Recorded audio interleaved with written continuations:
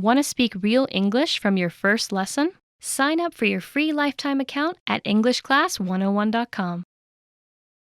Hi everybody, my name is Alicia. In this lesson, I'm going to talk about 3 ways to use have been and has been. Let's get started. Okay, first, I want to talk about using have been and has been to express travel experience. So if you have studied present perfect tense, you know that we use have been and has been to talk about something that happened in the past, but we don't use a specific point in time to talk about it. We don't say last year or last week or last summer. We just want to mention that we had that experience or we didn't have that experience. So when we talk about our travel experience, we use this kind of grammar with have been or has been. Which one we choose depends on the subject of our sentence. If the subject of our sentence is I, you, we, or they, we use have been after the subject. I have been, you have been, they have been, we have been. If the subject of your sentence is he, she, or it, we use has been. He has been, she has been, it has been. So depending on the subject, your conjugation will change, have or has. That's the difference with this use here. And actually, this is something that applies, that is the same for all of the points I'm going to talk about today. A key difference, however, is at the end of the expression. If you're using have been or has been to express your travel experience, follow this part of the sentence with to, the preposition to, which shows us movement, it marks movement. And then we use a place. This can be a city, a country, a region. Please note, however, we cannot use the word there. I have been to there is incorrect. He has been to there is incorrect. If you want to use there, just remove to from the sentence. I have been there. She has been there. So please keep this in mind. To plus a specific place is correct, or no to plus there. Let's look at some example sentences now. First, with the subject I have been to London. I have been to London. My subject is I, so I use have been. To is my preposition. I'm using London as the specific place, a city here. In another example, we have been to Egypt. We have been to Egypt. My subject is we, so again I choose have been. I use the preposition to and Egypt as my place, my specific place. Let's change the subject now. He is my subject. He has been to New York City. He has been to New York City. Subject is he, so I choose has been instead of have been. I follow this with to New York City, my preposition to and my specific place. In the next example, I want to talk about the way that native speakers reduce sounds in sentences like these. So when we use have been or has been, we typically make the sounds shorter. That's what reduce means, to make something smaller or to make something shorter. We reduce sounds in sentences like these by making has been into z been. So in this case, she has been, if I follow this pattern, reduces to she's been. She's been. In the full sentence, she's been to Barcelona. She's been to Barcelona. So we know that this is not she is because been is the word that follows it. She is would be followed by an adjective, like she is beautiful or she is busy. She's been, however, shows us that it's this present perfect pattern. That's how we know what this z sound means. Is it a has or is it an is? Look at the word that follows the sound. So she's been to Barcelona. Let's then look, or rather, let's next look at how to make negative expressions. So when we want to make a negative with this same grammar, we need to include a never. Never. So that means at no point in the past have I had this experience. At no point in the past did I travel to that place. To do that, we place never between have been, or rather between have and been, and between has and been. So right here in the middle is where we'll place the never. Everything else about the sentence remains the same. Let's try. Here, I have never been to Africa. I've never been to Africa. Here, I've got I've. So subject is I, have, this reduces to I've, and then never comes between have and been. I've never been to Africa. In the next example sentence, I change the subject back to he, and I've reduced it. He has becomes he's, negative, never. He's never been to China. He's never been to China. So again, the never comes between has and been. Finally, one more example. She's never been to Canada. She's never been to Canada. So a big point here is to try to reduce these sounds in your speech. It's going to sound much more natural if you make these sounds smaller, if you make the sounds shorter. If you always say he has been to, she has been to, it sounds stiff and unnatural. So try to make sure that you reduce these sounds when you're talking. Also, again, please don't forget this preposition. Lots of learners say something like, I've never been Africa, he's never been China. Don't forget that too, before the place name. Okay, with this in mind, let's continue to point 2 for this lesson. Point 2, we use have been and has been to describe an action that started in the past and continues to the present, and we do this with an ing ending verb. So that means a verb in the progressive or a verb in the continuous form, a verb that has that ing ending. So when we make our expressions with this type of grammar, they follow the same pattern as the first part here. Depending on our subject, we need to choose have been or has been. Nothing has changed here. But the part to focus on is the ending of the expression. So here, after have been or has been, we use a verb in the ing form. And then, in most cases, you'll see a time expression. We'll use for or since plus a time expression. So why do we do this? Let's look at this timeline to understand what this grammar communicates. This grammar is expressing an action that started at some point in the past. On this timeline, this star marks the present now. This direction is the future, and this direction is the past. This point here marks the start of an action. Then the action continues to the present. So that means it's something that's happening now. It started in the past and it's still going on.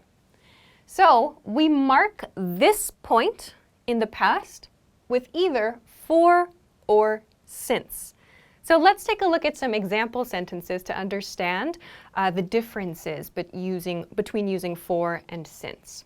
First, I have been teaching for about 5 minutes. I have been teaching for about 5 minutes. So here, again, subject I, so I choose have been. I use a verb in the ing form, teaching in this case. So I'm expressing my action now, and the grammar tells us that it's something that started in the past and continues. So this is an action, really, that I have been doing for maybe about 5 minutes. So let's look here. I've used for in this sentence. I follow it with about 5 minutes. So when you use for before your time expression, you need to use a time expression that expresses a length of time. 5 minutes, 1 hour, 20 days. So you need a length of time after for. In this case, I've also used about.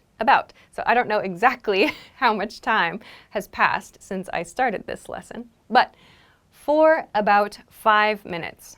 Another example. You have been listening since this video started. You have been listening since this video started. In this sentence, you is the subject, so I choose have been for this part of the sentence. Listening is my ing verb, and then I've used since here. So please notice with since, we use a specific point in the past, not a length of time. Since this video started, So both of these express the same idea that something started in the past and continues to the present. In this case, with the first example sentence, I have been teaching for about 5 minutes. I'm marking the start point of the action with this 5 minutes ago is another way to say it. But I'm marking the length of time, really. That's what I'm focusing on here, this length of time. In the since sentence, you have been listening since this video started. I'm marking the starting point. That's the difference. Since this video started. So for marks this length of time. We use for with a length of time. Since marks the starting point. That's the difference here. They communicate the same idea. You can choose whichever you prefer. It's completely up to you. So let's look at another example. He has been sleeping for 13 hours. He has been sleeping for 13 hours. Subject is he, so I choose has been. My ing verb is sleeping, and I've used for 13 hours. I'm describing the length of time for 13 hours. Also, when you use a length of time like hours or minutes or days, please make sure to use the plural form. 13 hours, 5 days, and so on. Another example, she. She has been working since early this morning. She has been working since early this morning. Since marks my starting point since early this morning. So that's where it began, and it continues. Let's look now at a few examples of negative sentences. How do we make a negative sentence with this grammar? Example 1, I have not been eating meat recently. I have not been eating meat recently. You'll notice I'm ending the sentence not with for or since here. Instead, you'll commonly see negatives in this grammar finishing with an expression like lately or recently or maybe these days, something like that. We use this less commonly than we use the positive form. We use this to talk about something that's maybe regular or an expected action that for some reason we are not doing now. So you can imagine it's something that we are not doing that started in the past and that continues to the present. So in this example, I have not been eating meat recently. That means at some point in the past, so recently means just some point in the last few days or the last few weeks or the last few months. It's a very vague, not clear term. So that means from some point here until now and continuing, I did not eat meat. I have not been eating meat. So we might expect for some people that it's maybe normal or it's very common to eat meat, and we want to express this change. So we describe that change with this negative pattern. Let's look at another example. He hasn't been feeling well. He hasn't been feeling well. Here I've used the reduced form. He has not been feeling well.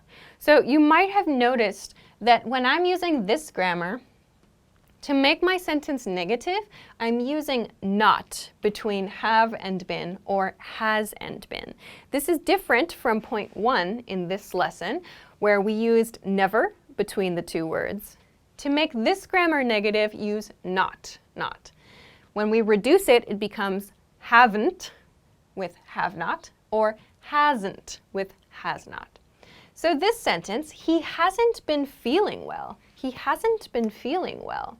This is something you might hear in response to a question like, oh, how's your brother? Or how's your dad? Asking about someone's health. You can respond with, he hasn't been feeling well. So that means from some point in the past, actually we don't know, But from some point in the past, this person started not feeling well, and that has continued to the present. So this sounds rather serious, actually. He hasn't been feeling well. So maybe someone who has not been attending work, or someone who has not been coming to school. So we could express the reason for that with something like this. So we use the negative to do that. So that means this situation, or rather this feeling, has continued from the past and into the present. Finally, one more example. We haven't been exercising lately. We haven't been exercising lately.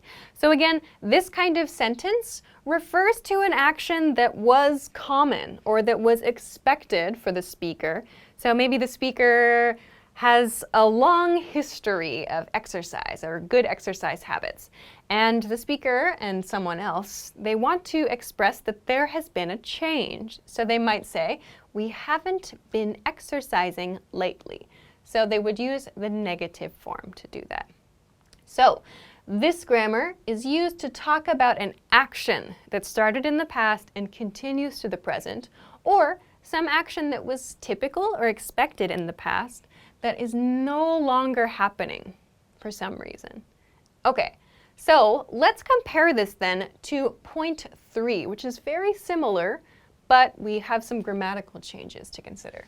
Number 3, we use have been and has been to describe a status that started in the past and continues to the present. We do this with an adjective, So very similar to point 2, something that started in the past and continues to now. We have the same idea, but instead of an action, like teaching or listening, it's a status, it's a condition. We use some adjectives to do that, and I'll share with you like some very, very common ones. We can't use all adjectives to do this.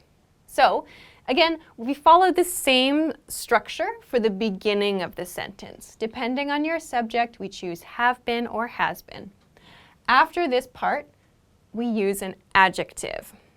Following this, it's very common to see a word like lately, recently, or the last few days, the last few weeks, the last few months. So we're using these expressions to show that the specific time is not important. We just want to talk about recent events or the last period of time, the last kind of recent period of time. So let's look at some common adjectives that we use in this pattern. First, I have been busy lately. Busy is a very common adjective to use in this expression.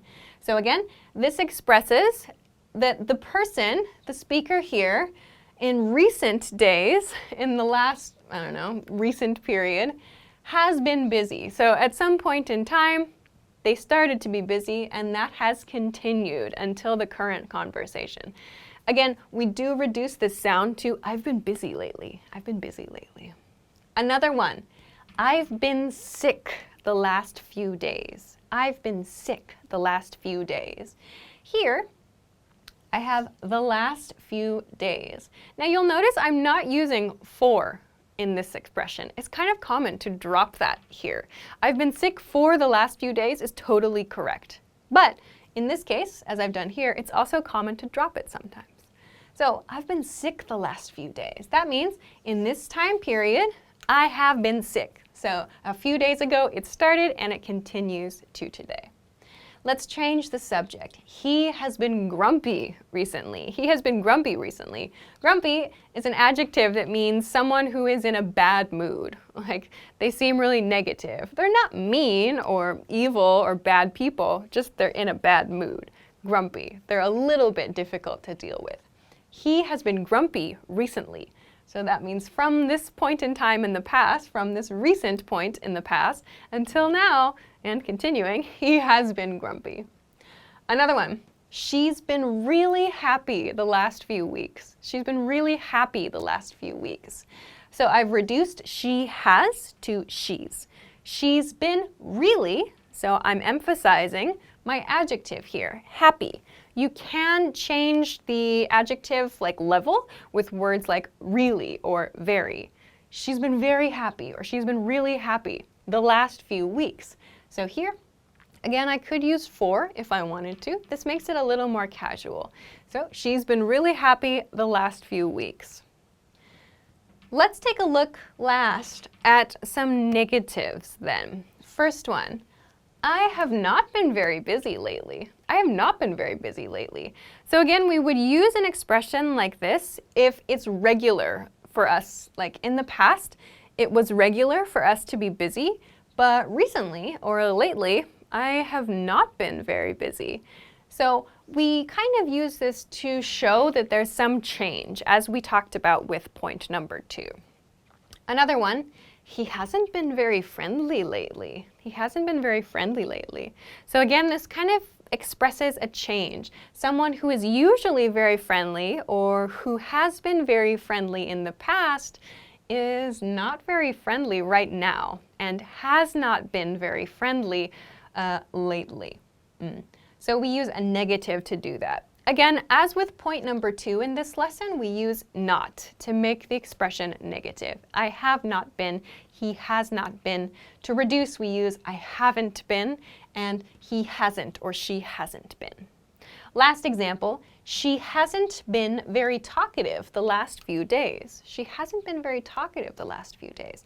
Talkative refers to someone who likes to talk a lot, who likes to share a lot. So again, this would be used to describe a person who is usually talkative, but for the last few days is not talkative. So we tend to use these to describe some kind of change from a regular or an expected behavior. So this is an introduction to when to use have been and has been for a few different situations. So I hope that this was helpful for you. Of course, if you have any questions or comments, or if you want to practice making some sentences with this grammar, please feel free to do so in the comment section of this video. Also, if you like this lesson, don't forget to give it a thumbs up, subscribe to our channel if you haven't already, and check us out at EnglishClass101.com for some other things that can help you with your English studies. Thanks very much for watching this lesson, and I will see you again soon. Bye-bye. Want to speed up your language learning? Take your very first lesson with us. You'll start speaking in minutes and master real conversations. Sign up for your free lifetime account. Just click the link in the description.